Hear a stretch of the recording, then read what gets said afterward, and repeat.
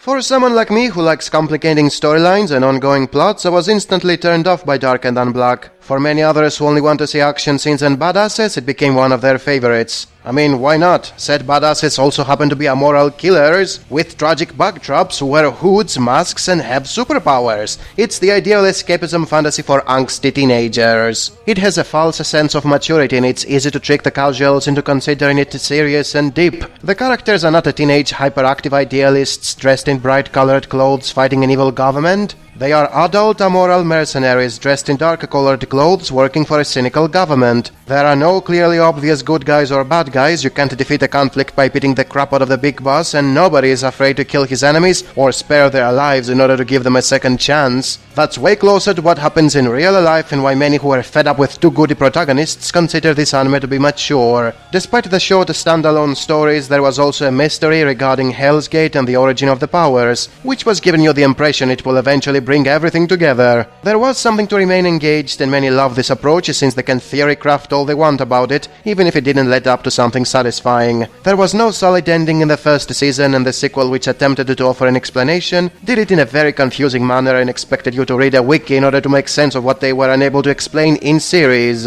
Which was to be expected, just like with most of what was animated by Studio Bones. It's always about amazing production values, good atmosphere, a catchy premise, and no decent storyboard or proper plot. Beyond that, there are issues with having short standalone arcs, such as knowing none of the main characters is ever going to die or be crippled, because they need to be present in all the stories. Thus, whatever variety there can be comes in the form of the side characters of each arc, and the weird powers the enemy assassins will be using. Even then, you know you will never see them again after the arc is over, so you don't really care if a 2-episode character lives or dies. As for the main characters, they don't have emotions, and despite the theme of racism, you don't feel any sympathy towards them, since they are uncaring assassins who don't give a damn about the treatment they receive from the normies. This ain't X-Men where they have emotions and fight for coexistence. They are just being paid to do their job, which is irrelevant from the theme of racism. At least it's not Elfen-led, where they try to make you feel sorry for a bunch of psychotic lollies who are genetically programmed to kill humanity regardless of how you treat them.